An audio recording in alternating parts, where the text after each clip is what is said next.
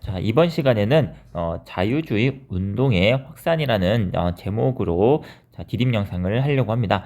구체적으로 오늘은요, 나폴레옹 시대와 나폴레옹 시대가 끝난 이후에 유럽에서는 이제 빈 체제라는 그런 체제가 성립되거든요. 그 두 가지를 중점적으로 설명하도록 하겠습니다. 자, 이제 나폴레옹 시대를 우리가 살펴보도록 하겠습니다. 지난 시간에 우리가 프랑스 혁명에 대해서 살펴봤었어요. 자, 프랑스 혁명에 대해서 잠깐 복습을 해보자면요. 자, 프랑스 혁명은요. 아이구야.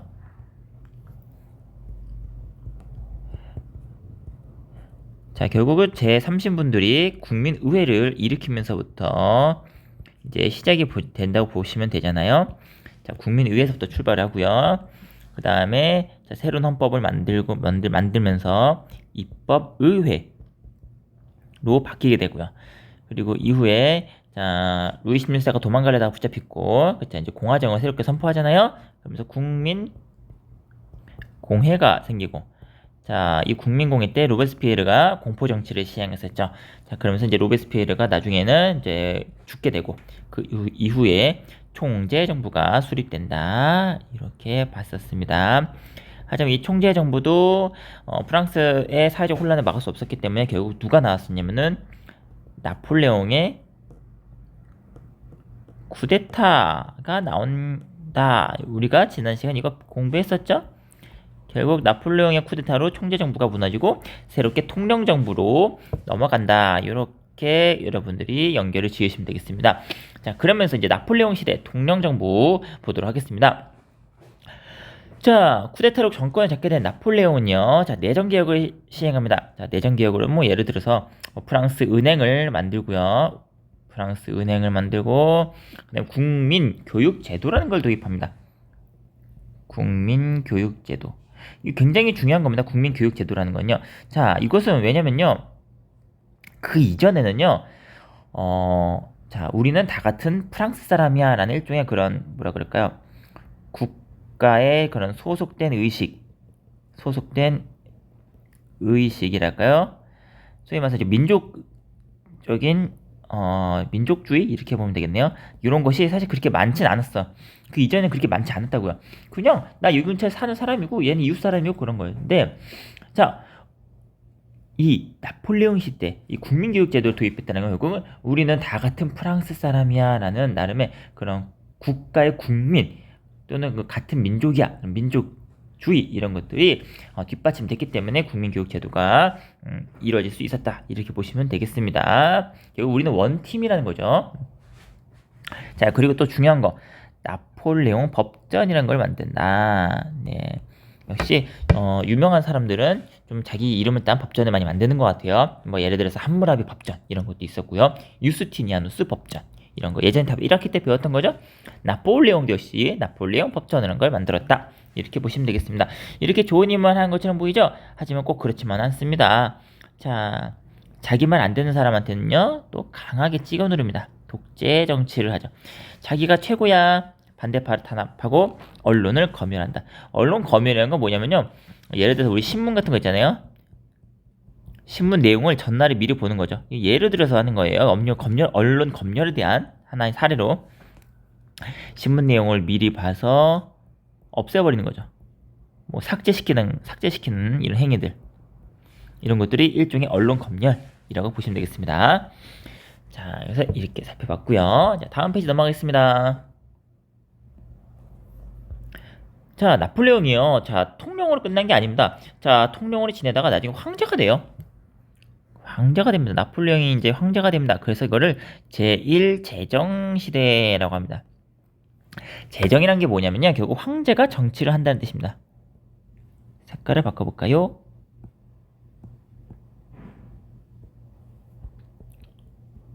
황제가 직접 정치하는 것. 네, 이것을 제정이라고 합니다. 나폴레옹 황제가 됐어요. 그것도 이제 국민들이 뽑아준 겁니다. 국민투표로 나폴레옹이 황제가 됩니다.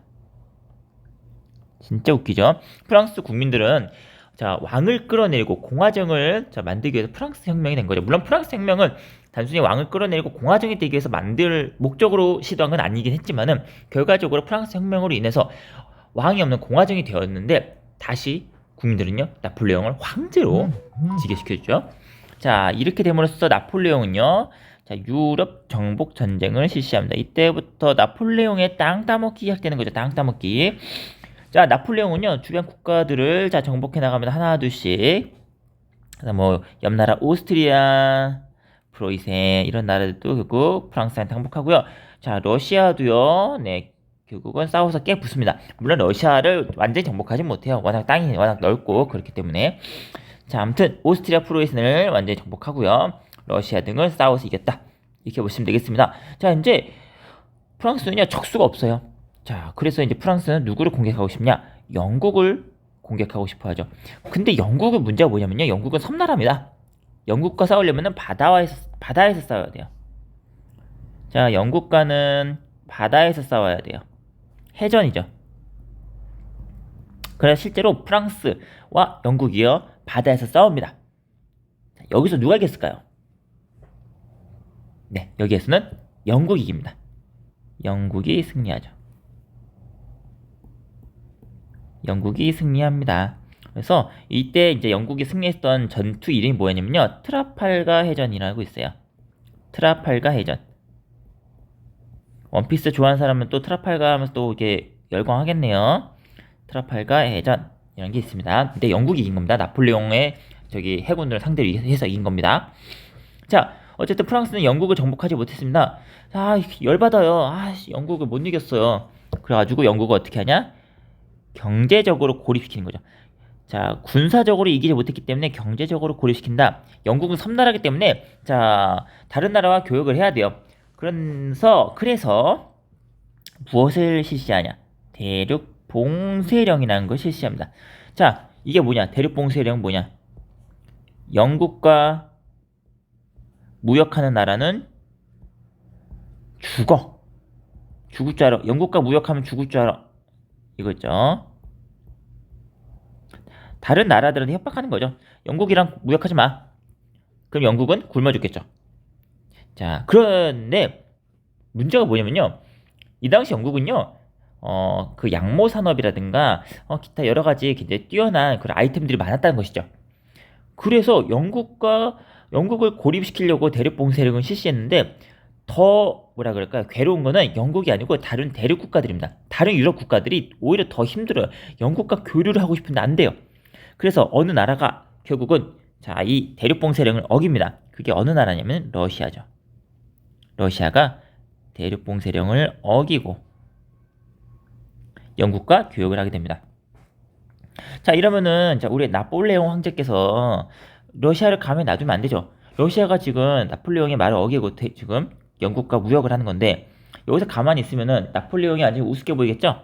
그래서 나폴레옹이요 러시아를 정복하기 위해서 대규모 군대를 이끌고 가게 되는 것이죠. 자, 이제 다음 페이지로 넘어갈게요. 자, 이러면서 나폴레옹이요. 자, 러시아를 공격하러 갑니다. 러시아 원정이죠. 우리 축구 좋아하는 사람, 홈 경기, 원정 경기 아시죠? 이 원정입니다. 원정이란 거는 멀리 정복한다는 뜻입니다. 정복하러 멀리 간다는 게 원정이에요. 자, 나폴레옹이 러시아 원정 갔는데 근데 여기서 문제는 뭐냐? 나폴레옹 군대가 완전히 깨져요. 원래 군사력은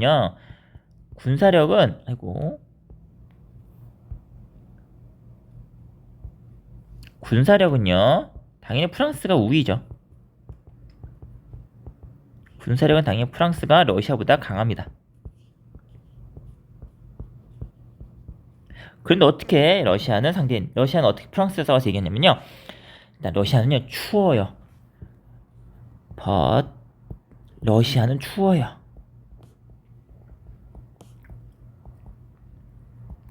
자, 그리고 러시아 군대는요 굳이 프랑스랑 싸우지 않았습니다. 그래서 프랑스가요 저기 러시아의 수도인 모스크바까지 다 진격했거든요. 그런데도 러시아 군대는요 프랑스과 싸우지 않았습니다.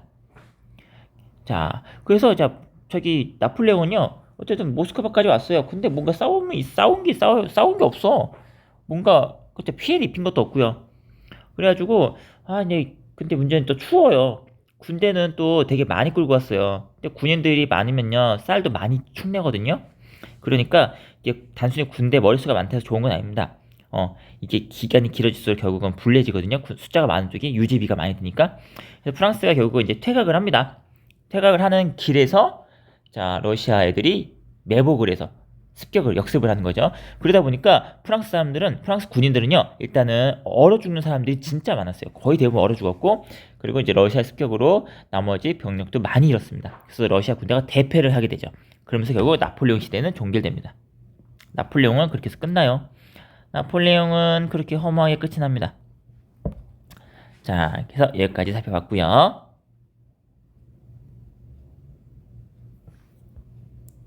자, 비록 나폴레옹의 정복전쟁은 실패로 끝났죠. 나폴레옹은 전 유럽을 정복하지 못했어요. 하지만 이 나폴레옹의 정복전쟁은 다른 유럽 국가들에게 엄청난 영향을 줍니다.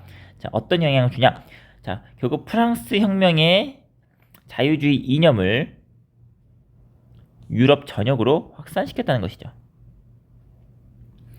프랑스 혁명은 결국은 국민들이, 그쵸? 왕이라는 국가 권력을 상대로 이기는 그런 사건이었던 거잖아요. 근데 그런 어찌 보면 이제 프랑스 국민들은 자유를 향해서 국가 권력과 맞서 싸워서 이긴 거잖아. 그런 자유주의 이념이 다른 유럽 국가한테 확산이 되었다는 것이죠. 그리고 플러스 각국의 민족주의를 자극하는 계기가 되었다. 자, 프랑스가 왜 이렇게 강했을까? 나폴레옹을 중심으로 프랑스가 이렇게 강했냐? 아, 얘네들은 우리는 프랑스인이야 라는 그런 민족주의 의식에 똘똘 뭉쳐서 강했던 것 같아. 그러니까 우리는 그럼 왜 프랑스한테 졌지? 우리는 그런 게 약했던 것 같아. 그럼 우리도 우리 같은 민족끼리 똘똘 뭉쳐보자. 이런 민족주의가 자극되는 계기가 되었다는 것이죠. 네. 자, 여기까지 살펴봤습니다. 자, 다음 페이지 갈게요. 자, 이제 마지막 페이지입니다. 자, 빈 회의에 대해서 살펴보겠습니다. 나폴레옹이요, 전 유럽을 완전히 쑥대밭으로 만들었다 보시면 돼요. 영국을 제외한 다른 모든 국가들은요, 사실 프랑스한테 항복을 했어요. 자, 근데 이제 누구냐? 나폴레옹이 끝났어. 나폴레옹이 끝났어요. 나폴레옹 시대가 끝났다는 거죠. 그래서 어떻게 하냐? 유럽 세계 질서를 다시 재정비해야 돼요. 그게 바로 뭐냐면은 빈 회의, 빈 체제라고 보시면 되겠습니다. 오스트리아 수도 빈이라는 곳에서 회의를 했어요. 그러니까 유럽의 여러 나라의 대표들이 모여서 회의를 한 거죠. 야, 이거 프랑스에 나폴레옹 사람이 나타난 다음에, 야, 왜 프랑스의 다른 모든 나라들이 다 항복하고 다 프랑스한테 먹혔었다. 근데 이제 나폴레옹 끝났으니 우리가 다시 이제 원래 나라로 돌아온 거고, 어떻게 우리가 유럽 세계를 다시 질서를 재정비할까? 이렇게 하는 겁니다. 써있죠. 나폴레옹 몰락 이후에 유럽의 상황에 대해 논의한다. 자, 그래서 이제 빈 체제가 성립되는데요. 자, 내용이 이렇습니다. 유럽의 영토와 이런 정치적 상황을 프랑스 혁명 이전으로 되돌리자. 이게 무슨 말이냐면요, 결국 복고주의라고 되어 있는데 왕이 다스리는 나라로 돌아가자, 이런 겁니다. 프랑스 혁명이 모두 원흉은 프랑스 혁명이라 생각한 거죠. 유럽의 국가들은요. 이 프랑스 혁명 때문에 국가들이 소위 말해서 국가 권력의 왕에 대해서 개기기 시작하고, 그게 결국은 나폴레옹도 나중에 나오게 되고 이 유럽의 질서를 흐트러뜨렸다. 따라서 자, 모든 유럽의 나라들은요, 프랑스 혁명 이전의 영토로 돌아가고, 역시 프랑스 혁명 이전에는 모든 나라는 왕들이 다스렸기 때문에 다시 왕이 다스리는 나라로 돌아가야 된다라는 것이죠. 자, 하지만 이미 프랑스 혁명의 그런 맛을 봤었던 프랑스 사람, 그리고 그 내용을 알고 있는 유럽의 국민들은요, 그거를 따를 리가 없겠죠. 그래서 자, 유럽의 여러 이제 평민들은요, 자유주의, 민족주의 운동을 벌이게 되고요. 그거에 대해서 각 국가의 대표들은요, 탄압을 하려고 하겠죠. 그래서 이렇게 보도록 하겠습니다. 자, 이게 아마도 유럽 세계의 이쪽 파트를 여러분들이 접해본 적이 없기 때문에 선생님 디딤 영상만으로는 여러분들이 이해하기 힘들 수도 있어요. 그래서 자, 본 수업 때 한 번 더 설명 듣고 하면은 조금 더 이해가 될 것이라고 생각합니다. 자, 오늘 디딤 영상 여기서 마치도록 하겠습니다.